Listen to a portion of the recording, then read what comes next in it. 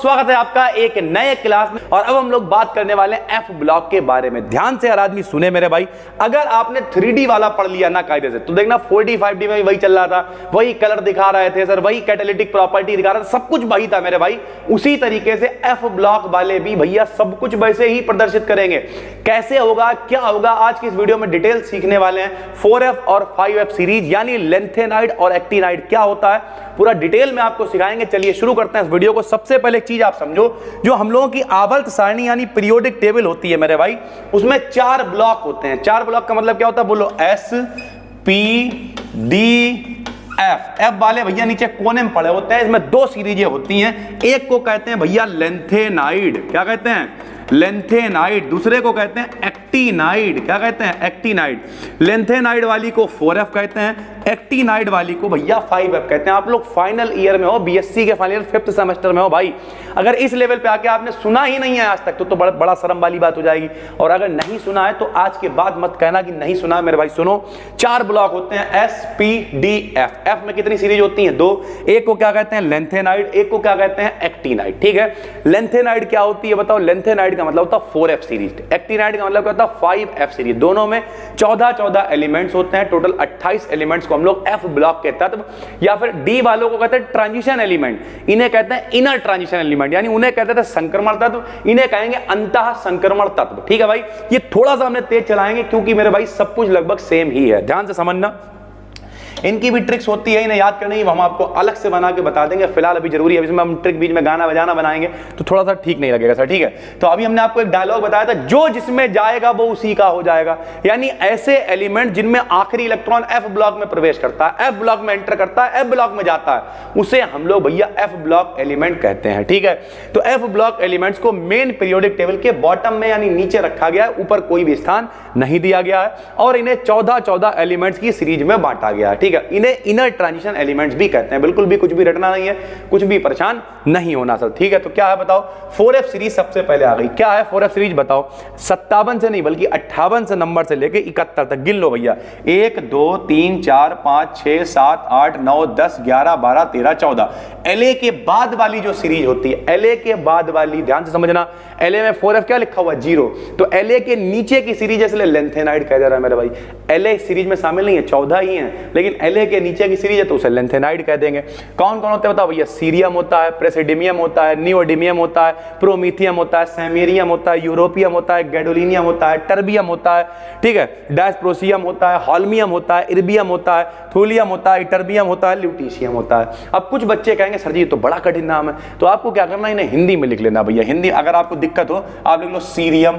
ठीक है, तो अब आप सीरियम लिख लोगे तो फिर याद कर लिया आराम से। हालांकि इसकी कई ट्रिक होती है, लासा जे वो नौटंकीबाजी बताएंगे हम आपको डिटेल में कैसे होती है। फिलहाल अभी के लिए ठीक, पहले तो हम हमेशा इस चीज में भरोसा रखते हैं कि आप डायरेक्ट याद करने की कोशिश करो। ठीक है, हमें भी पहले याद थे, अब काफी टाइम हो गया सर। ठीक, तो इस वजह से हमें लाइन से भी याद नहीं है। हाँ, हम आपको नंबर बता सकते हैं किसका कौन सा, लेकिन कोई टेंशन नहीं है, ट्रिक भी हम आपको अलग से बता देंगे सर। ठीक है, फिलहाल अभी आपको याद करना। तो ये इनका पूरा सबसे पहले हम लोगों ने जैसे 3D में 4D में 5D में विन्यास बनाया, वैसे इनका भी हम लोग सब लोगों ने विन्यास बना दिया। ठीक है, किस तरीके से विन्यास बनेगा गिन सकते हो आप भैया। यहाँ जिनॉन से बनाएंगे, याद करो पहले में हमने क्या करा था, 3D वाले में कागज बनाया था आर्गन से बनाया क्योंकि 18 करीब पड़ रहा था।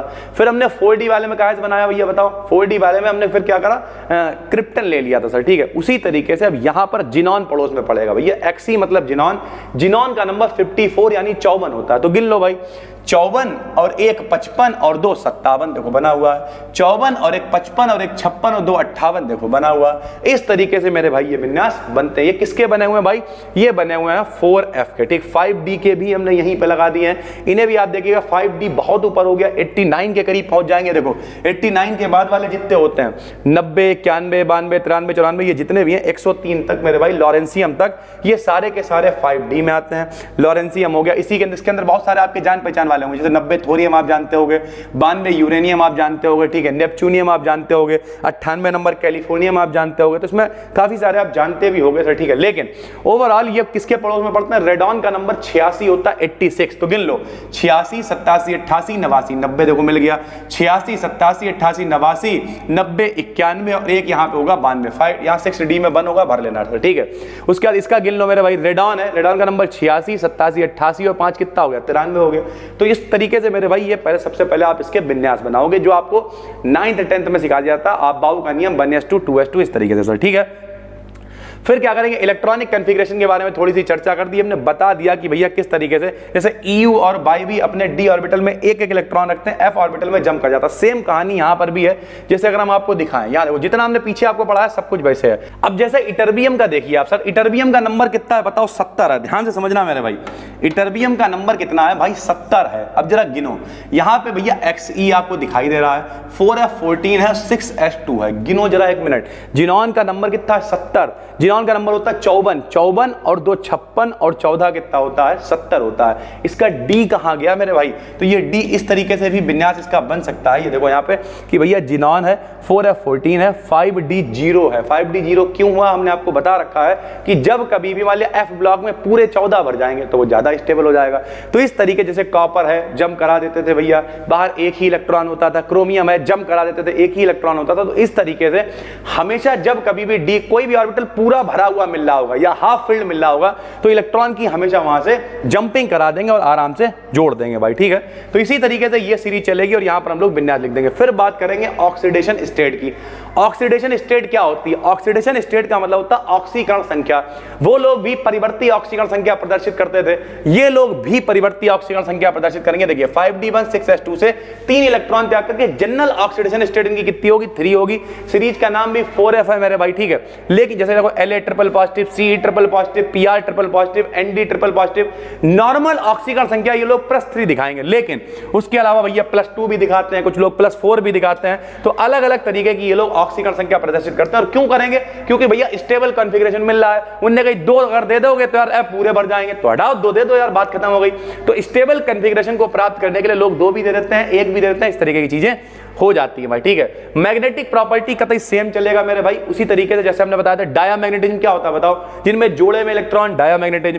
पैरा वाला क्या होता है, बिना जोड़े के होंगे, पैरामैग्नेटिज्म हो जाएगा। फेरो में विशेष तरीके की आकृति होती थी जिन्हें हम लोग डोमेन, ये पीडीएफ ही वही लगी हुई है मेरे भाई। कितनी बार आपको यकीन दिलाएं कि वही सारी चीजें, आप डरते रहते हो सर जी बहुत है बहुत, अरे कुछ बहुत नहीं है मेरे भाई, सेम उसी तरीके की कंडीशन है, ठीक है।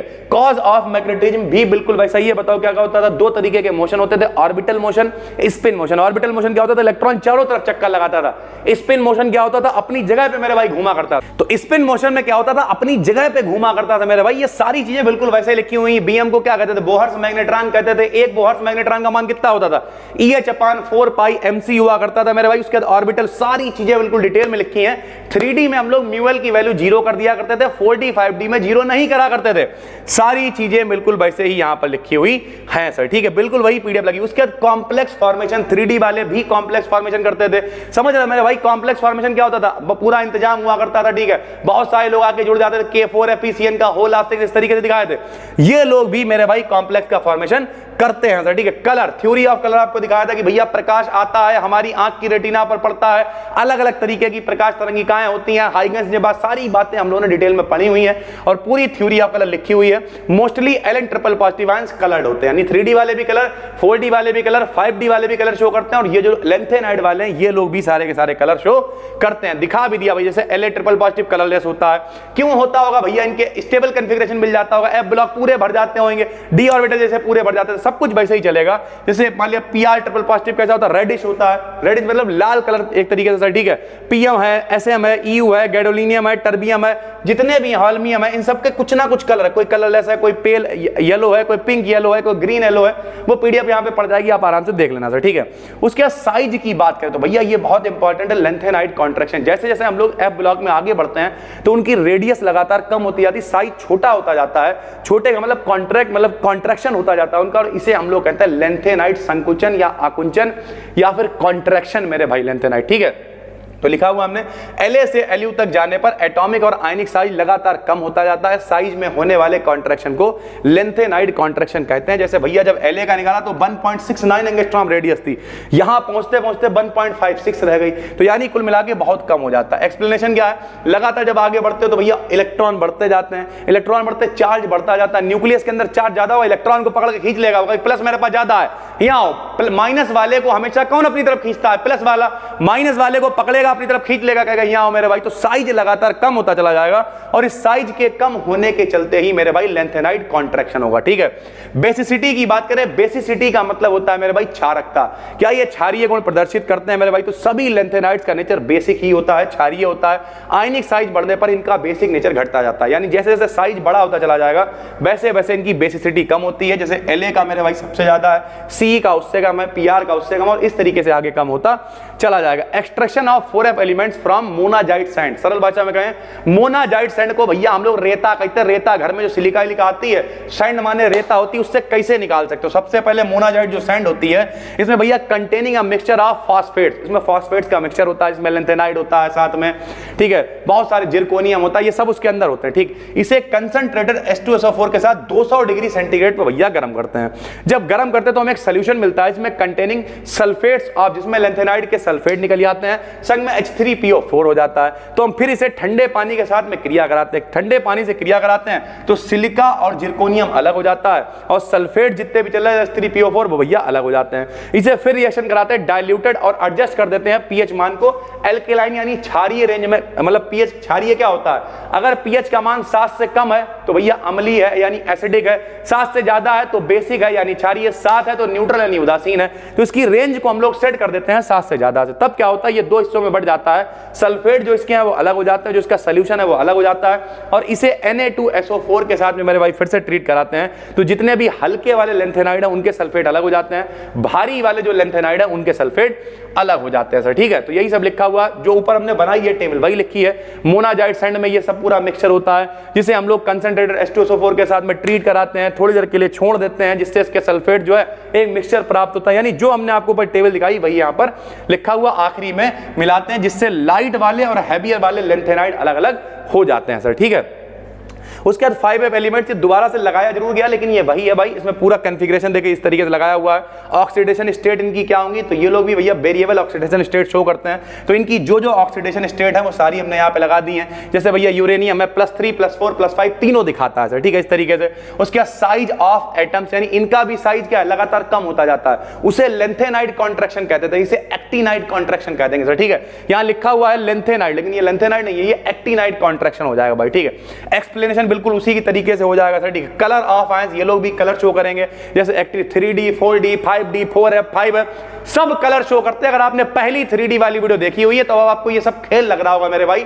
और हम कई बार कहते हैं कि भैया कभी कभी जो दिखता है वो होता नहीं है, आपको देखने को अरे इतना कोर्स है, अरे हटाओ कोर्स और यार, एक 3D कायदे से पढ़ लो, बाकी सब अपने आप हो जाएंगे, फ्री में चक्कर में ना पढ़ा करो सर। ठीक, सारे लिखे हुए हैं। थ्योरी ऑफ कलर बिल्कुल देखो वही चित्र बना हुआ है, वैसे ही सब कुछ लगा हुआ है, सेम रेटिना है, सेम लाइट है, सब कुछ सेम है। कॉम्प्लेक्स फॉर्मेशन, ये लोग भी कॉम्प्लेक्स का फॉर्मेशन करते हैं मेरे भाई। ठीक है, और उसके बाद यहां पर एक अंतर दिया हुआ है, वो अंतर क्या है कि किस तरीके से भैया जो 4F और 5F वाले हैं उनमें क्या क्या अंतर होता है। तो बताओ क्या अंतर होता है। इनका विन्यास भैया कैसे बनाओगे, 4F से बनाओगे, इनका 5F से विन्यास बनाओगे। ठीक है, ये +2 +4 की ऑक्सीजन संख्या दिखाते हैं, नॉर्मल इनकी +3 होती है, नॉर्मल उनकी भी +3 होती है सर। ठीक, OS मतलब ऑक्सीडेशन स्टेट। इनका इनमें भी लेंथेनाइड कॉन्ट्रैक्शन होता है, इनका भी साइज कम हो जाता है, उनका भी साइज कम हो जाता है। ये भी भैया क्या कहते हैं कॉम्प्लेक्स का फॉर्मेशन करते हैं, वो भी करते हैं, ये भी कलर शो करते हैं, वो भी कलर शो करते हैं। अरे वही सब लिखा हुआ भाई, लो लिख दिया सर। ठीक है, उसके बाद आखिरी में chemistry of separation of neptunium Pu and Am जो है, इन सबको हम लोग यूरेनियम बाई पोरेक्स मेथड से, पोरेक्स मतलब समझते हैं, पोर मतलब उड़ेलना होता है, तो उससे कैसे अलग कर सकते हैं। तो सबसे पहले तो मेरे पास क्या होगा, इरिडिकेटेड फ्यूल होगा। जो फ्यूल हमें मिला है उससे हमें बहुत सारी चीजें निकालनी है। क्या करते हैं, 7 मोलर जो है HNO3 के साथ में ट्रीट कराते हैं। क्या मिलेगा, सोल्यूशन मिल जाएगा यूरेनियम के ऑक्साइड का, साथ में Pu उसमें होगा और साथ साथ में और भी कई सारे प्रोडक्ट होंगे सर। ठीक है, अब क्या कराते हैं, इनका फ्यूजन कराएंगे। उसके बाद क्या होगा, 2 हिस्सों में बढ़ जाएगा, UO2 Pu और ये सब अलग हो जाएगा इंतजाम। और जो बचा हुआ एक्वस सोल्यूशन, एक्वस समझते हो जो जलीय विलयन है, वो मेरे भाई अलग हो जाएगा प्रोडक्ट के रूप में। अब क्या करेंगे, इसे फिर से SO2 के साथ क्रिया कराएंगे, UO2 अलग हो जाएगा और ये जो एक्वस सोल्यूशन Pu का है वो मेरे भाई अलग हो जाएगा। इसे फिर HNO3 से रिएक्ट कराएंगे। ये फिर एक्वस यानी जलीय का मतलब उसमें पानी है, लेकिन हम लोग बोलते नहीं है पानी। जैसे घर में नहीं आटा मार कर रख देते हैं, तो मड़ा हुआ आटा या आटा पानी थोड़ी कहते हैं, आटा ही कहते हैं उसे। तो एक्वस का मतलब पानी है इसके अंदर। तो Pu होगा, फिर उसे ऑक्सैलिक एसिड के उपस्थिति में कराएंगे तो ये कन्वर्ट हो जाएगा। फिर उसके PPT को गर्म करेंगे तो Pu का ऑक्साइड आखिरी में मिल जाएगा। ऐसे इसका एक्वस सोल्यूशन मिलेगा UO2 का, फिर इसे गर्म करेंगे तो भैया उसका नाइट्रेट मिलेगा, फिर उसे गर्म करेंगे तो UO3 मिलेगा और आखिरी में मिल जाएगा UO2। और जो यहां पर हमने पूरी हिंदी लिख दी है डिटेल में, ताकि आप पढ़ के समझ पाओ कि कौन कौन सी चीजें किस किस तरीके से हम लोगों ने करी हुई हैं भाई। ठीक है, इसके कौन कौन से सोर्स होते हैं, तो मोनाजाइट सैंड से सबसे ज्यादा मिलता है, पिच ब्लेंड से मिलता है, ठीक है। तो इस तरीके से हम लोग इसे प्राप्त कर सकते हैं भैया, ठीक है। तो ये पूरा हमने यहाँ पे लगा दिया किस तरीके से क्या क्या चीजें प्राप्त होती हैं। ये आखिरी में कुछ रिएक्शंस आपको दिख रहे हैं, ये तरीका होता है प्राप्त करने का कि भैया जैसे मान लिया ये फर्मियम, इसे कैसे प्राप्त करोगे, या कैलिफोर्नियम 98 नंबर होता है, जब इससे एक भैया बीटा निकल जाएगा तो बीटा निकलने पर क्या होता है, एक नीचे बढ़ जाता है, ऊपर नो चेंज होता है। ध्यान से समझ लो, एक बार आखिरी में बताया था ना, ताकि आप लोगों को भुगतना ना पड़े। समझो, जो अल्फा जब निकलता है तो नीचे 2 की कमी होती है, ऊपर 4 की कमी होती है। जब बीटा निकलता है तो नीचे 1 बढ़ जाता है, ऊपर कोई चेंज नहीं होता है, और गामा के निकलने पे नो चेंज होता है भाई, ठीक है। तो इसी तरीके से भैया जब भी कभी जो है, जैसे ये न्यूट्रॉन निकला हुआ है, देखो यहाँ पे 0n1 को क्या कहते हैं, न्यूट्रॉन कहते हैं। ये बीटा निकल गया है मेरा भाई, ठीक, बीटा निकलने पे नीचे 1 कम हो जाएगा। तो इस तरीके से इन्हें बना सकते हैं, इन्हें भी आप देख सकते हो। ओवरऑल इस पूरे चैप्टर से मेरे भाई लेंथेनाइट, एक्टिनाइट पूछ सकता है कि भैया जो 4F सीरीज होती है उसके बारे में डिटेल करो, या फिर 5F सीरीज के बारे में डिटेल करो। इतना सब डिटेल नहीं करना होगा, 4-5 गुण केवल आपको लिखने पड़ेंगे जो आप लिख सकते हो। ये भी कलर शो करते हैं, थोड़ा पढ़ लेना इसमें से, ठीक है। थोड़ा थोड़ा हमने चेंज करी है लैंग्वेज कि भैया 3D के समान, 4D के समान या 5D के समान ये लोग भी कलर शो करते हैं, ये लोग भी कॉम्प्लेक्स का फॉर्मेशन करते हैं, ये इनका कन्फिग्रेशन यानी विन्यास होता है। सब कुछ आपको डिटेलिंग में इस PDF के अंदर दिया गया है। बस अगर आपने 3D वाली वीडियो को कायदे से देखा, सबसे पहले 3D वाली को कायदे से देख लो, फिर 4D 5D वो आपको अपने आप समझ आ जाएंगे, और जब वो आ जाएंगे तो आपका कॉन्फिडेंस बढ़ जाएगा कि यार 4F वाला भी हम कर लेंगे, कोई दिक्कत की बात नहीं है। मन लगा के पढ़ोगे तो बेहतरीन नंबर आएंगे, प्लस जितने भी इंपॉर्टेंट हैं पेपर एनालिसिस हैं वो बहुत ही जल्द हम आपके लिए लेके आ जाएंगे। डरने की बिल्कुल भी जरूरत नहीं है। हम मिलते हैं आपसे एक और वीडियो में, तब तक के लिए धन्यवाद।